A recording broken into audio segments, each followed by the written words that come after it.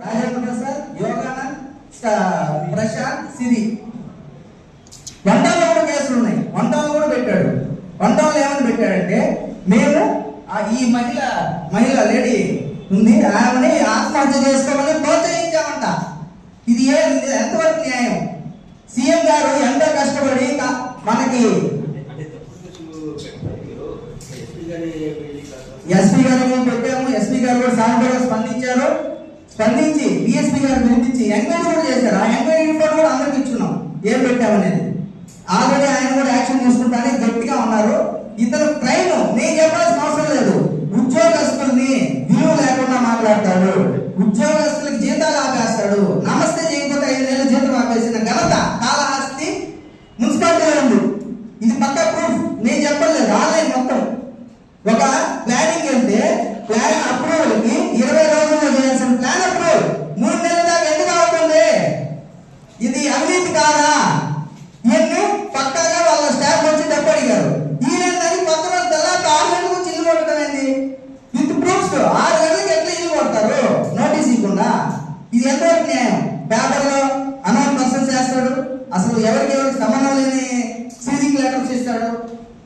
అసలు సీజ్ చేసేదానికి ఇంతకంటే ఏ రైట్స్ ఉన్నాయి? పన్ను లేకపోతే సీజ్ చేస్తారా?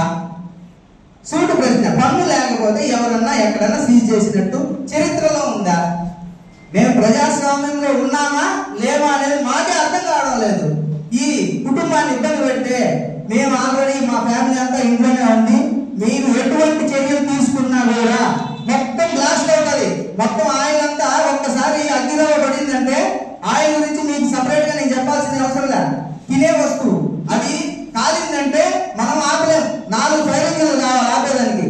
అలా ఇతను ఇబ్బందులు పెట్టేదానికి మమ్మల్ని ఆల్రెడీ కన్ఫర్మేషన్ నోటీస్ ఇస్తాడు. కొట్టేస్తా నేను, మీరే లేదంటే మీరే తొలగించుకోండి లేకపోతే మేము కొట్టేస్తాం అనేది పక్కా చెప్తాం. సీఎం గారు ఎంతో అభివృద్ధి చేయాలని మాకు కష్టపడుతుంటే ఈ కమిషనర్ ఎందుకని ఇలా చేస్తున్నాడు? ఏం ఆశిస్తున్నాడు? ఇతనికి ఎక్కువ ఇగో ఉంది. ఇగో ఇష్టం. కింద స్టాఫ్ ని అని మాట్లాడే అలవాటు చాలా ఉంది. మాకు తపాలాలో స్టాంప్ వేసిన దానికి కారణంగా తపాలాలో మాకు స్టాంప్ వేశారు. మాకు ఈ పని ఇవ్వండి సార్ అని పలుమార్లు పోయినా ఆయన రెస్పాండ్ కాలేదు. తపాలాలో స్టాంప్ వేసిన దానికి ఆమెని నానా మాటలు అన్నాడు. కావాలంటే పర్సనల్ గా పిలిచి అడగచ్చు. ఎవరైనా కూడా కలెక్టర్ గారు ఎంక్వైరీ అయ్యింది. కింద లెవెల్ ఏం జరుగుతుంది? మీరు ఏం చేస్తున్నారు? మున్సిపాలిటీలో ఎందుకు ఇన్ని కంప్లైంట్ రేజ్ అవుతున్నాయి? మున్సిపాలిటీలో ఎందుకు ఇంతమంది కోర్టుకు వెళ్తున్నారు?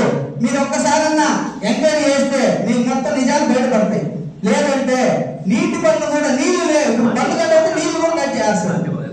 ఇంటికి పన్ను కట్టకపోతే ఇంటికి బీగాలు వేసేస్తారు. సత్రాలు పన్ను కట్టకపోతే సత్రాలు బీగాలు వేస్తారు. ఇది ఎక్కడ నాకు అర్థం కాల. ప్రజాస్వామ్యంలో ఉన్నావో లేవో తప్పుగా ఉన్నారు. ఇంత అరాచకం మేము ఎక్కడా చూడలేదు. ఇది మాకు కమిషనర్ ని సస్పెండ్ చేయాల్సిందిగా కోరుతున్నాం. ఎందుకంటే ఇన్ని అరాచకాలకు ఎవరు పాల్పడాల. మేము 50 ఏళ్ళుగా కాళహస్తిలో నివసిస్తున్నాం. ఇంతవరకు మా చిన్నప్పుడు మా తాతల కాలం నుంచి ఎవరిని ఇంత కఠినంగా చూడలేదు. ఒక రాక్షసుడుగా ప్రవర్తిస్తున్నాడు. రాక్షసుడన్నా కనిపించి వదిలేస్తాడేమో.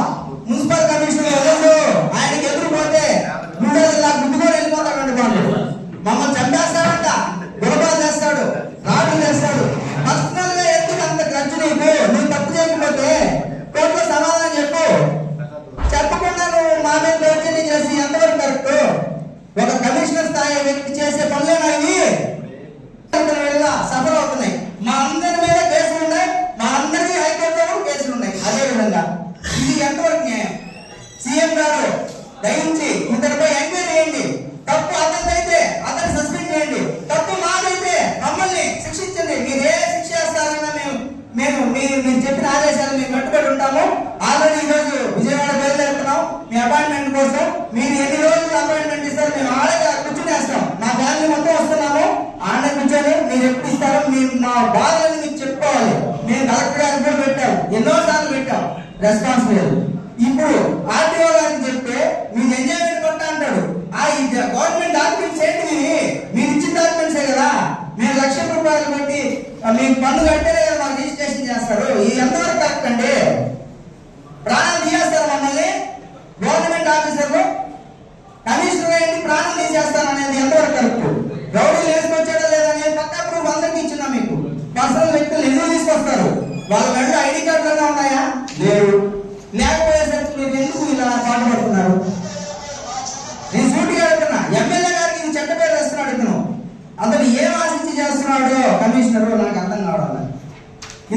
అరాచకం ఇన్ని రోజులుగా ఉన్న కమిషనర్లు ఎవరు చేయలేదు. ఈయనకి ఎక్కువ ఇంకొకటి ఉంది ఇక్కడ. అతను ఒక పర్సనల్ కార్ పెట్టుకున్నాడు. అతను ఆ పర్సనల్ కారు వైఆర్ పిచాటర్ మీద ఎందుకు వెళ్తుంది? చిత్తూరుకి ఏమిటి రవాణా చేస్తున్నారు దాంట్లో? కమిషనర్ ఎందుకు వేసారు పర్సనల్ కారు? ఆల్రెడీ మీకు ఫోటోలు ఇచ్చున్నా. ఆ కారు పర్సనల్ గా ఏం వెళ్తుంది? రవాణా పోతుందా లేదా ఇంకేమన్నా పోతుంది? హైవేలో పోవచ్చు కదా చిత్తూరుకి, పోదు. పిచాటర్ రూట్ లో పోతుంది భయ్యా పుత్తూరు మీద యాడికి వెళ్తుంది? నెలకు ఒక రోజు నీ కారు ఆడికి ఎందుకు పోతుంది? సునీల్ అనే వ్యక్తి ఎవరు?